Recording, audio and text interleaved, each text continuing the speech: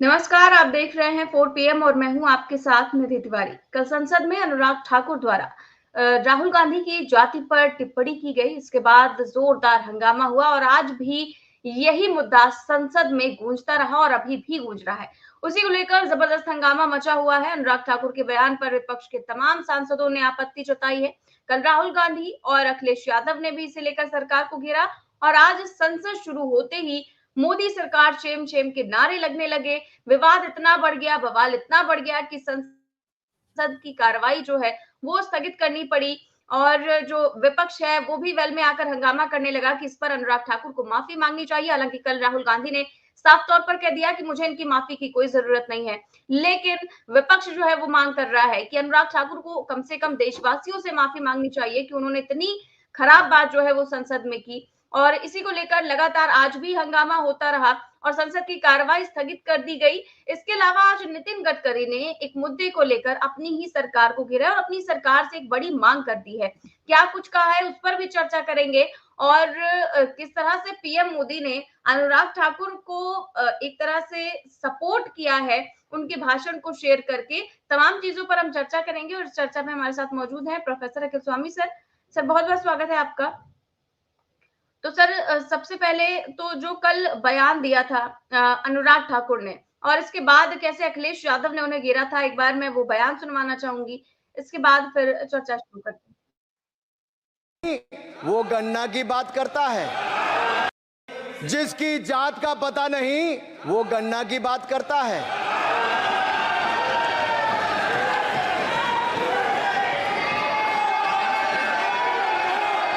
सभापति महोदय, इनसे ये पूछना चाहता हूं, आपने जाति कैसे पूछ ली है बताइए। बस आप जाति कैसे पूछ सकते हैं?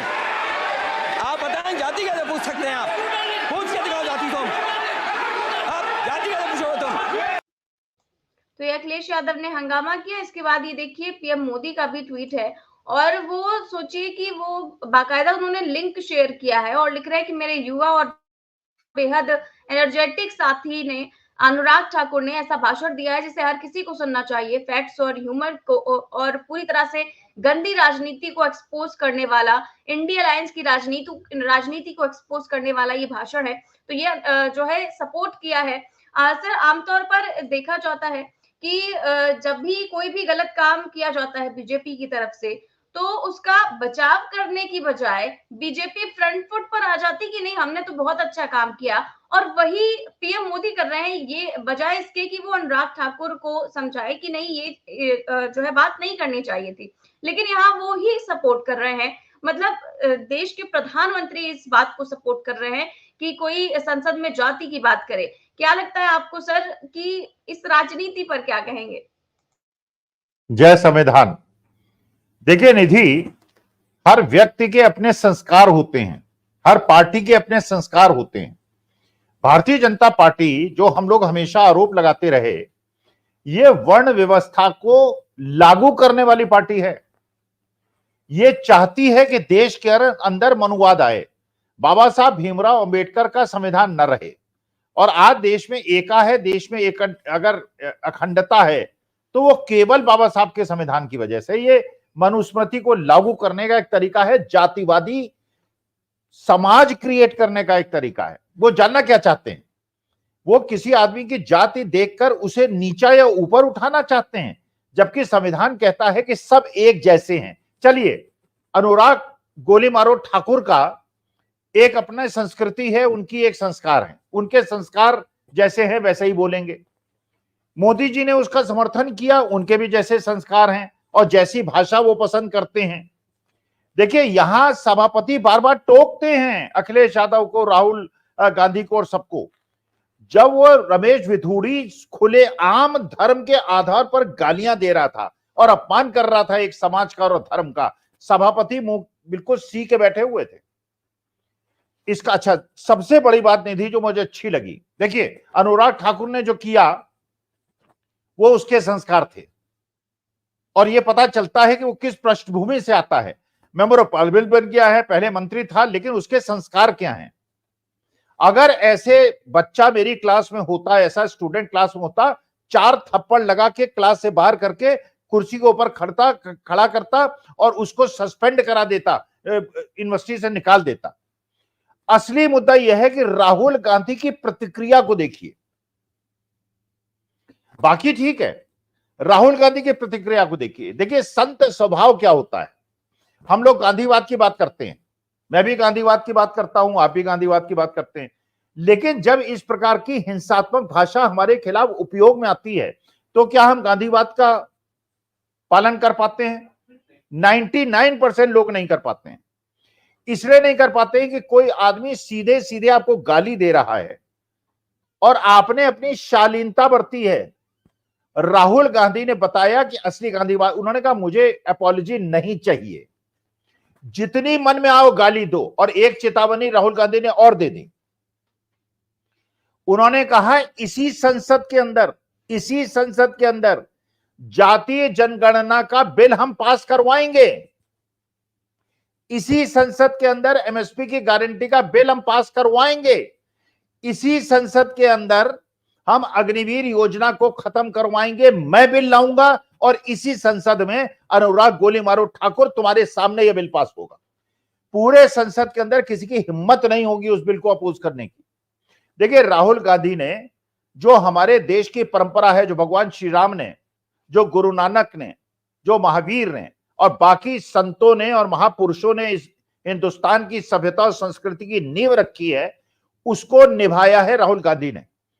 अखिलेश यादव ने जिस प्रकार से राहुल गांधी के समर्थन में खड़े होकर और ये कहा है, आप क्या जानना चाहते हैं, कोई आदमी अगर दलित है तो उसकी जात पूछ के उसका अपमान करोगे, तुम उसको पानी नहीं दोगे, उसको खाना नहीं दोगे, ये संविधान में व्यवस्था है क्या? आप ऐसा हिंदुस्तान बनाना चाहते हैं क्या? अरे जब मोदी जी कहते हैं कि 4 वर्ण है केवल और गरीब और महिला पता नहीं क्या क्या बोला करते हैं, तो इसमें जाति कहां से आ गई? तो जाति के आधार पे अगर किसी को सम्मान देना चाहते हो, और जैसे बिल्कुल राहुल गांधी पे एक और टिप्पणी मूर्खतापूर्ण इन्होंने संसद के अंदर की है कि आप इनको राय देके इनकी बुद्धि थोड़ी बदल देंगे। अरे महाराज, जो भी आदमी ये स्टेटमेंट दे रहा है पार्लियामेंट के अंदर, आ जाओ ओपन डिबेट में।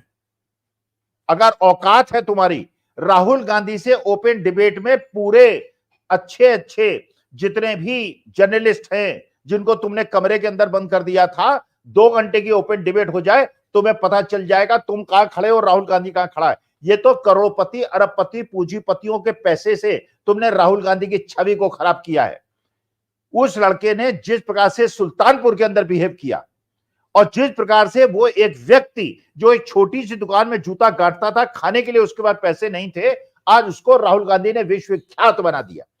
कल मीटिंग हुई है दिल्ली के अंदर, आरएसएस ने स्पष्ट रूप से मोदी जी के मुंह पे कह दिया है, आपने नियम बनाया है, आप 75 साल के होने वाले, पद छोड़ दीजिए। मोदी जी के चेहरे से हवाइयां उड़ी हैं।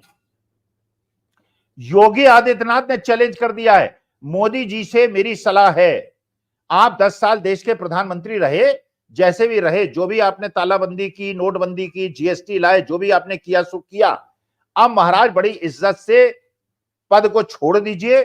और योगी आदित्यनाथ ये इशारा कर चुके हैं कि राजनाथ सिंह अगले मुख्यमंत्री होंगे, इसीलिए वो गृह मंत्री को प्रणाम नहीं करते और राजनाथ सिंह को प्रणाम करते हैं। और नितिन गडकरी ने भी ये एक इंडिकेशन दे दिया है, सत्ता परिवर्तन होने वाला है और मोदी जी जाने वाले हैं और अच्छे दिन आने वाले हैं। जी बिल्कुल ठीक कह रहे हैं सर आप। और आज फिर से इसी बात को लेकर हंगामा हुआ और सदन में शुरुआत होते ही क्या कुछ हुआ है, किस तरह से ओम बिरला कह रहे हैं कि क्या आप मुझे राय देंगे, सारी चीजें हैं, एक बार वो भी मैं सुनवाना चाहूंगी संसद की कार्रवाई। अध्यक्ष महोदय, प्रश्न काल में मैंने आपको अलाउ नहीं किया है, आप लिख के दीजिए। अध्यक्ष महोदय, नाम अध्यक्ष महोदय, आपको अलाउ नहीं किया, आप डायरेक्शन देंगे कि माइक दें? नहीं। प्रश्न नंबर 1 to 1। सबसे पहले तो मैं प्रधानमंत्री मोदी जी को श्री धवल लक्ष्मण भाई पटेल जी प्रश्न 1 to 1 माननीय सदस्य उत्तर सदन के पटल पर रखा गया है। जी सबसे पहले तो मैं प्रधानमंत्री नरेंद्र मोदी जी को खूब शुभकामनाएं देना चाहता हूं कि मोदी जी दूसरे प्रधानमंत्री बने हैं आज़ादी के इतिहास में, जो तीसरी बार पूर्ण बहुमति के साथ सरकार बनाई है। मैं रेल मंत्री से पूछना चाहता हूं कि बुलेट ट्रेन की निर्माण की वर्तमान स्थिति क्या है, साथ ही सरकार भारत में बुलेट ट्रेन कब तक चलाने का विचार है और उसकी कवरेज नेटवर्क का पूरा ब्यौरा क्या है।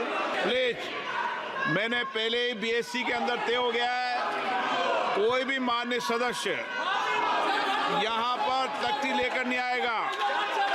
और मैं आपसे आग्रह करता हूँ, ये गलत तरीका, गलत परंपराएं आप नहीं पालें। ऐसे सदन चलने वाला नहीं है। आप नियोजित तरीके से सदन में गतिरोध करना चाहते हैं। आपने सारे विषय उठाए, जिन मुद्दों को आपने उठाया, उन मुद्दों ने उनको उठाया।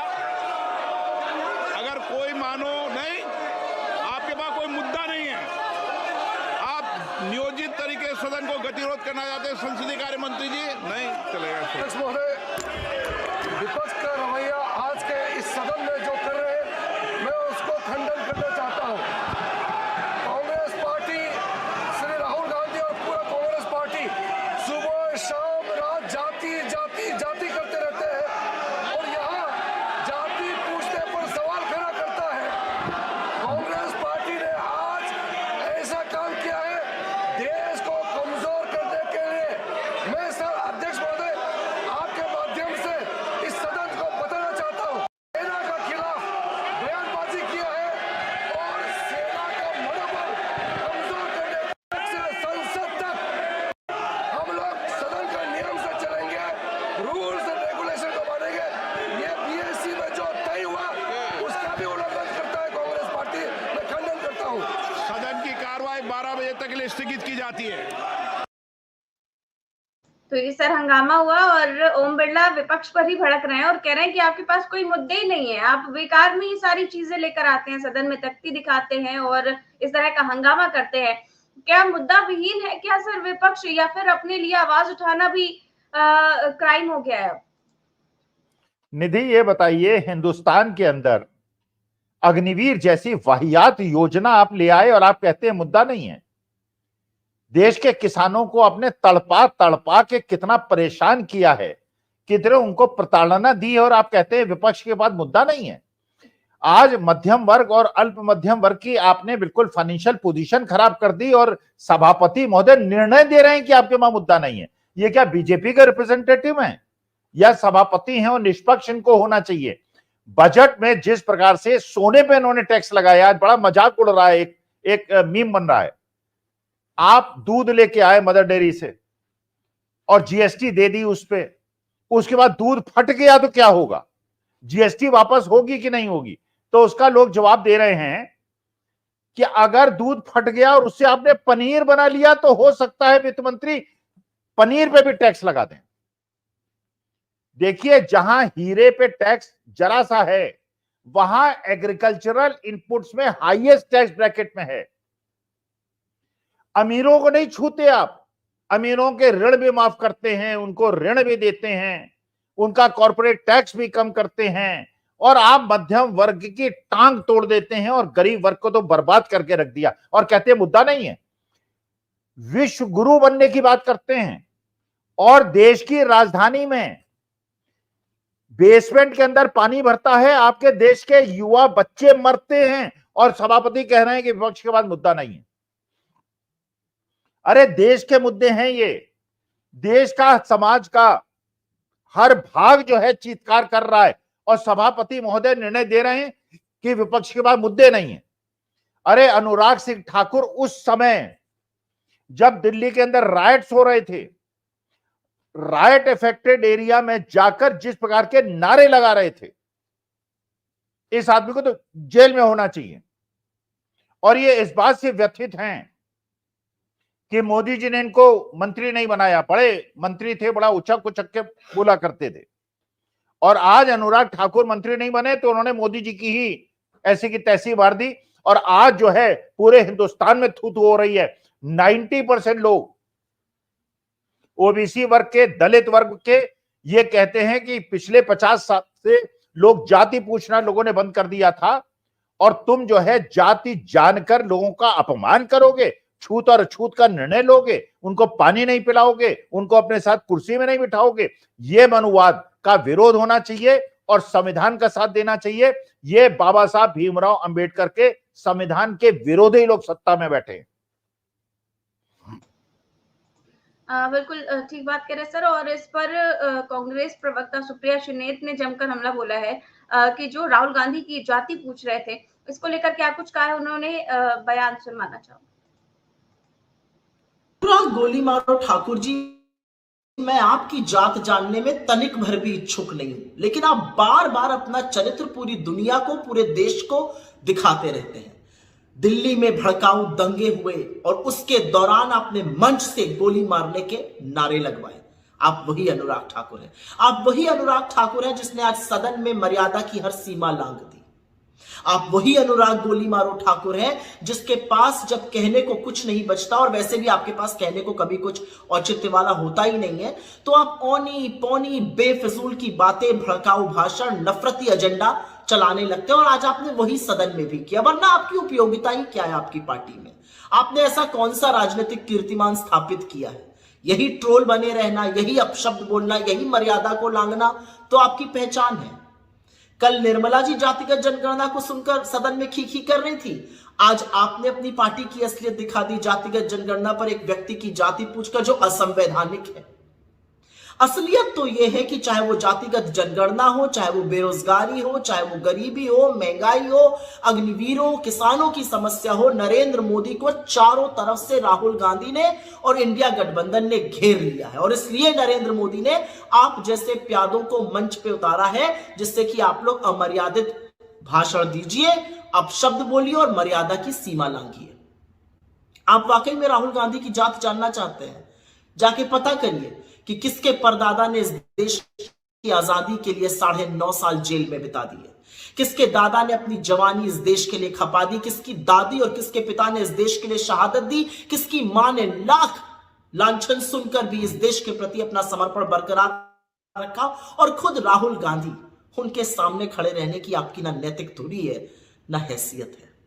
आप राहुल गांधी की जात जानना चाहते हैं? पहले यह समझ लीजिए कि ये राहुल गांधी के पुरखे थे जिन्होंने ऐसा संविधान बनाया, कांग्रेस पार्टी के नेताओं ने ऐसा संविधान बनाया, बाबा साहब ने ऐसा संविधान बनाया, जिसके तहत आज आप सदन में खड़े होकर सदन की ही मर्यादा को लांघ रहे थे।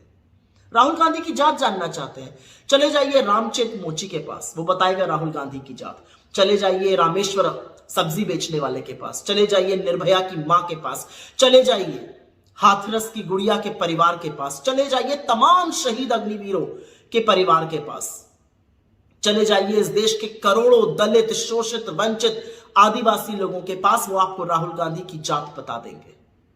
और अगर फिर भी ना मन भरे तो सड़क पर निकल जाइएगा और राहुल गांधी का नाम लीजिएगा, और फिर देखिएगा कि यह देश अपने बेटे, अपने भाई को किस मोहब्बत से, किस अदब से, किस सम्मान से ट्रीट करता है। शायद आपको तब समझ में आए कि राहुल गांधी कौन है। लेकिन एक बात याद रखिएगा, जातिगत जनगणना का मन राहुल गांधी ने, इंडिया गठबंधन ने बना लिया है, ठान लिया है, और जातिगत जनगणना हर कीमत पे होके रहेगी। आप कुछ भी कर लीजिए, जातिगत जनगणना तो करानी पड़ेगी। तो ये सुप्रिया श्रीनेत थी, और जो है तमाम चीजें उन्होंने बोली अनुराग ठाकुर के बयान को लेकर। और सर, आपको क्या लगता है कि जातीय जनगणना का जिस तरह से मजाक उड़ाया है निर्मला सीतारमण ने, इसके बाद अनुराग ठाकुर ने, तो आपको क्या लगता है कि ये जो विमर्श एक तरफ से बीजेपी ने छेड़ा है, क्या ये बीजेपी पर ही बैकफायर करने वाला है? नहीं, बैकफायर ऑलरेडी कर गया है, बैकफायर ऑलरेडी कर गया है। जो बात हम लोग हमेशा से कहते आए कि आप संविधान के खिलाफ मनुवाद को स्थापित करना चाहते हैं। देखिए, आज भी अगर आप 16, 17 साल, 20 साल के बच्चों से पूछ लें, निधि, डॉक्टर लोहिया की जात क्या थी, ज्यादातर लोगों को नहीं पता है डॉक्टर लोहिया की जात क्या थी। महात्मा गांधी की जात से क्या लेना देना भाई? महात्मा गांधी ने, मधु दंडवते ने, ये जॉर्ज फर्नांडिस ने, अगर इन लोगों ने ओबीसी के लिए, दलित लोगों के लिए काम किया, उनके लिए संघर्ष किया, उनकी जात का क्या मतलब है? उत्तर प्रदेश के अंदर अगर माता प्रसाद पांडे को नेता विपक्षी दल बनाया गया, अरे वो किस जात के हैं, इससे क्या लेना देना? असली मुद्दा यह है कि क्या वो संविधान के साथ खड़े हैं, क्या वो ओबीसी को अधिकार दिलाने के साथ खड़े हैं? मेरी जात से किसी को क्या लेना देना? हाँ, इतना जरूर है कि मैं हर प्रोग्राम में कहता हूं जय संविधान, और मैं ये मानता हूं देश के अंदर जिन लोगों के साथ अत्याचार अन्याय हुआ है, जिनको उनके अधिकार नहीं मिले हैं, जिनको मूछें ऐंठने का अधिकार नहीं मिला है, जो अपनी बारात में घोड़े पे नहीं चढ़ सकते हैं, जिन्हें जीप पे बांध के पीटा जाता है, ये गलत है, ये घोर अन्याय है और हमारे देश में ऐसा नहीं होना चाहिए। मेरे देश की छवि पूरे विश्व में खराब हो रही है। आपकी क्या जात है, मेरी क्या जात है, कोई लेना देना नहीं है। असली मुद्दा यह है कि आप संविधान के साथ खड़े हैं या मनुवाद के साथ खड़े हैं। ये लोग मनुवाद के साथ खड़े हैं, ये वर्ण व्यवस्था कायम करना चाहते हैं और बाबा साहब अंबेडकर का संविधान खत्म करना चाहते हैं। ये अनुराग गोली सिंह ठाकुर ने फिर संसद के अंदर बता दिया है। बिल्कुल ठीक बात है सर, अनुराग ठाकुर की तो आलोचना हो ही रही है। साथ ही साथ सर नितिन गडकरी ने आज अपनी सरकार और अपनी वित्त मंत्री निर्मला सीतारमण को पत्र लिखा है और बड़ी मांग कर दी है। उन्होंने कहा है कि मैं आपसे निवेदन करना चाहता हूं कि life and medical insurance premium पर लगने वाली जो 18% जीएसटी है उसको हटा दिया जाए। कम से कम हेल्थ सेक्टर में इस तरह से नहीं होना चाहिए, लोगों को इसमें राहत मिलनी चाहिए। तो यहाँ पर गडकरी ही अपनी ही सरकार के बजट पर सवाल उठा रहे हैं। तो जो सरकार है वो ये कैसे कह सकती है कि विपक्ष के पास कोई मुद्दा नहीं है और वो बेकार में ही बजट को समझ नहीं पाया और बजट पर सवाल उठा रहा है, जब नितिन गडकरी इस तरह से बात कर रहे हैं, अपनी सरकार से मांग कर रहे हैं। निधि, ये केवल नितिन गडकरी का प्रश्न नहीं है। आप किसी बुजुर्ग से बात कर लीजिए, किसी बुजुर्ग से बात कर लीजिए। मैं 72 साल का हूं, मेरा 1 साल का प्रीमियम 90,000 रुपए है और मेरा इंश्योरेंस 3 लाख का है केवल। और उन 3 लाख में ओपीडीज और बाकी छोटे मोटे मेडिकेशन वो इंक्लूडेड नहीं है। जब मैं हॉस्पिटलाइज होऊंगा तब मुझे 3 लाख मिलेगा, जिसमें 1 लाख का प्रीमियम मैं दे दूंगा। इसका माने मेरा इंश्योरेंस केवल 2 लाख का है। पिछले 15 साल में कम से कम 20 लाख रुपए मैं इंश्योरेंस कंपनी को दे चुका हूं और क्लेम किया मैंने 1.5 लाख। कैटरेक्ट का ऑपरेशन हमारी वाइफ के 2 हुए, मेरा 1 हुआ। 1.5 लाख, 17-18 लाख रुपए मैं भेंट दे चुका हूं इंश्योरेंस कंपनी को। हमारे रेलवे रिजर्वेशन पे कंसेशन खत्म कर दिया, कोई सुविधा नहीं। कल भगवान न करे अगर मुझे घर की आर्थिक स्थिति सुधारने के लिए सोना बेचना पड़े। सोना स्त्रीधन होता है, स्त्रीधन इसलिए रखा जाता है औरत के पास सोने में कि वो अगर मुसीबत आए तो उसको बेच के अपना घर चला सके। उसमें भी 20% टैक्स लगा दिया। इन लोगों ने मंगलसूत्र छीन लिए हैं औरतों के। गरीबों और मध्यम वर्ग को अभी बात समझ में नहीं आ रही है। जिस दिन आप सोना बेचने जाएंगे और जिस दिन आप रियल एस्टेट में बेचने जाएंगे, जब 5-6 लाख रुपए की रियल एस्टेट में आपका 2.5% का जो टैक्स बढ़ा है, क्योंकि दाम तो बढ़ रहा है और इंडेक्सेशन का बेनिफिट आपको देना नहीं, इन्फ्लेशन को आपको अकाउंट करना नहीं। अरे आप सोचिए, आपके परदादा ने निधि 10,000 रुपए की जमीन खरीदी थी लखनऊ में। आज से परदादा के जमाने में तो 10,000 की जमीन होगी, आज वो 100 करोड़ की होगी। कितना टैक्स देंगी आप? इंडेक्सेशन नहीं मिलेगा। अगर 100 साल का इंडेक्सेशन होता तो उसी की वैल्यू पता नहीं कितनी पहुंच गई होती। अब इंडेक्सेशन नहीं, कंपाउंडिंग होगी नहीं, इंडेक्सेशन होगा नहीं। एक तरह से इन्होंने किसी वर्ग को बेशर्मी से नहीं छोड़ा है। तो मेडिकल इंश्योरेंस आवश्यकता है। आधा हिंदुस्तान के लोगों का दिमाग इस बात से खराब रहता है कि कल भगवान न करे अगर बीमार पड़ जाएंगे तो हमारी चिकित्सा व्यवस्था को। आप all India institute of medical sciences के पास चले जाइए, आपको अच्छे अच्छे घर के लोग सड़कों पे सोते हुए मिलेंगे। गांव में खेत बेच दिए हैं, मकान बेच दिए हैं, क्योंकि घर का आदमी या बेटा जो है बीमार पड़ा हुआ है। वहां पे इलाज चाहे सस्ते में होता हो, लेकिन दवाइयां बाहर जाके खरीदनी पड़ती हैं, लाखों में इलाज होता है। सोशल सिक्योरिटी आप देंगे नहीं। सरकारी हॉस्पिटल्स को आपने प्राइवेटाइज कर दिया, गरीबों के पढ़ाई और चिकित्सा के आपने सारे रास्ते बंद कर दिए, और हम लोगों के मेडिकल इंश्योरेंस पे आप जीएसटी ले लेके हमारी अस्सी की तैसी कर रहे हैं, कॉर्पोरेट टैक्स घटा रहे हैं और हीरे पे टैक्स घटा रहे हैं। जी सर, और ये जो जातिगत जनगणना को लेकर जो बवाल छिड़ा हुआ है, इसके बाद कल अनुराग ठाकुर के बाद कंगना रनौत ने राहुल गांधी पर ऐसा बयान दिया है जो दिखाता है कि राहुल गांधी संसद में अपने भाषणों से बीजेपी की जो धर्म की राजनीति है उसको कैसे तोड़ रहे हैं और बीजेपी का पूरा सिस्टम हिला हुआ है। कंगना रनौत कहती हैं कि राहुल गांधी संसद में जिस तरह का भाषण देते हैं, जिस तरह से वो आते हैं, उनका ड्रग टेस्ट कराना चाहिए कि कहीं वो ड्रग लेकर तो नहीं आते हैं संसद में। वो कंगना रनौत जो खुद स्वीकार कर चुकी है कि हाँ मैं ड्रग्स लेती हूँ, वो राहुल गांधी को लेकर इस तरह की बातें कर रही हैं। वो ये भी स्वीकार कर चुकी हैं कि वो ड्रग लेती थी, किस किस इंटरनेशनल गैंगस्टर से उनके संबंध थे, ये वो भी स्वीकार कर चुके हैं। और जिस मामले में उनकी माताजी ने उनको अपोज किया था, अब मैं कह नहीं सकता क्योंकि डिबेट में बैठा हूं, जिस चीज के लिए माताजी ने इनको क्रिटिसाइज किया था, इनकी मां ने, जिस तरह के विचार इन्होंने प्रकट किए थे, वो भारतीय सभ्यता और संस्कृति के पूरी तरह से खिलाफ है। और इस लड़की ने, ये वो लड़की है ये जो कहती है देश का पहला प्रधानमंत्री चंद्रशेखर वो थे सुभाष चंद्र बोस, ये वो कहती है कि देश जो है 2014 में आजाद हुआ है। मतलब मैं तो मंडी के लोगों को पहले भी एक बार प्रणाम कर चुका हूं, दोबारा प्रणाम करता हूं। महाराज, आप लोग मंडी के इतने प्रबुद्ध लोग, आपकी बुद्धि को हो क्या गया? आपने विक्रमादित्य सिंह को हटा के किसको संसद के अंदर भेज दिया? ये हिमाचल प्रदेश की बदनामी करा रही है, ये मंडी लोकसभा की बदनामी करा रही है। एक अनुराग ठाकुर को भेज दिया और एक इनको भेज दिया। अरे हिमाचल वाले, आप तो बड़े प्रबुद्ध लोग हैं, विधानसभा में अच्छा निर्णय लिया आपने, ये लोकसभा में आपने क्या अत्याचार अनर्थ कर दिया देश के साथ?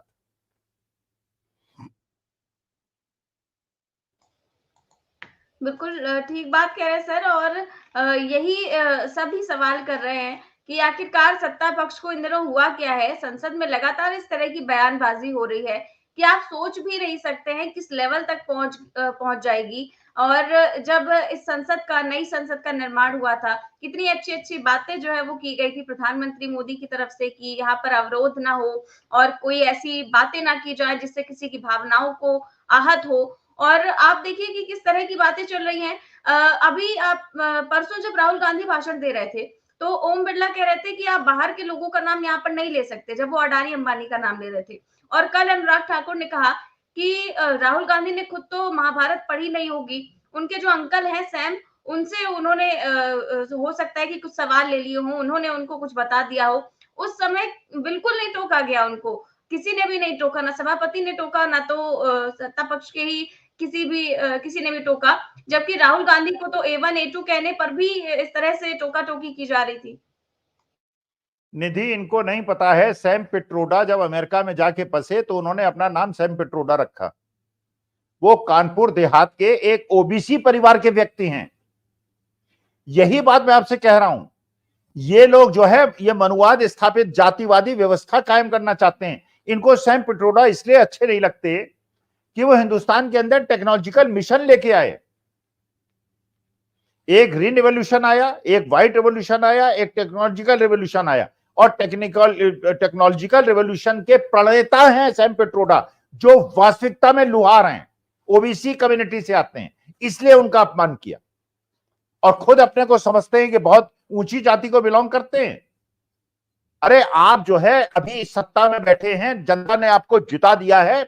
आप इस देश के जो पिछड़े और दलित और आदिवासी और अल्पसंख्यक और सिख समाज के लोग हैं, उनका अगर अपमान करेंगे, बहुत दिन सत्ता में नहीं रहेंगे। और जो आपके दर्शक श्रोताओं ने पूछा ये बौखलाहट क्यों है, बौखलाहट इसलिए है कि सत्ता बदलने वाली है 2 महीने के अंदर, और इसके बाद जो भी सरकार आएगी हम उससे निवेदन करेंगे, जिन लोगों ने देश के अंदर धर्म का जहर घोला है, और गोदी मीडिया ने भी जो जहर घोला है, गोदी मीडिया ने देश के अंदर जैसे आग लगाई है, एक एक वीडियो निकालिएगा और एंकर्स को जेल भेजिएगा। बड़े बड़े पत्रकारों ने वहां जाके जहर घोला है, ये जेल भेजिएगा। इन्होंने देश को कमजोर किया है, यूएपीए के अंदर इनको बंद कीजिएगा। और जिन्होंने भारत की एकता अखंडता की बात की है, धार्मिक एकता और जातीय एकता की बात की है, संविधान की बात की है, केवल उनको छोड़िएगा। अगर आपको जेलें कम पड़ जाए तो प्राइवेट यूनिवर्सिटीज को वो कर लीजिएगा नेशनलाइज, और इन लोगों को उन जेलों में भेज दीजिएगा बिना एसी चलाए। एक एक कमरे में 6-6 लोगों को रखिएगा। ठीक बात कह रहे सर आप। और इस पर कई लोगों में, मैं ये कह रही हूँ कि मतलब तमाम लोगों में इस चीज को लेकर गुस्सा है कि अनुराग ठाकुर या उनके जो सांसद हैं, तमाम सांसद हैं, तमाम मंत्री हैं, जिस तरह की बयानबाजी कर रहे हैं संसद में, उस पर लगातार विवाद खड़ा हो रहा है। इसके बाद भी इस तरह की बयानबाजियां कर रहे हैं, तो इसी पर आज हमने चर्चा की। बहुत बहुत शुक्रिया सर आपका। तो आप देख रहे थे आज की चर्चा, अनुराग ठाकुर के जो बयान है और उसके बाद आज जिस तरह से हंगामा बरपा उसको लेकर, इस पर हमने चर्चा की। इसके अलावा नितिन गडकरी ने अपनी जो वित्त मंत्री हैं उनसे क्या मांग की है, उस पर भी हमने चर्चा की, तमाम चीजों पर चर्चा की। कैसी लगी आपको ये चर्चा, हमें कमेंट बॉक्स में जरूर बताएं। चैनल को सब्सक्राइब भी करें और ज्वाइन भी करें। नमस्कार।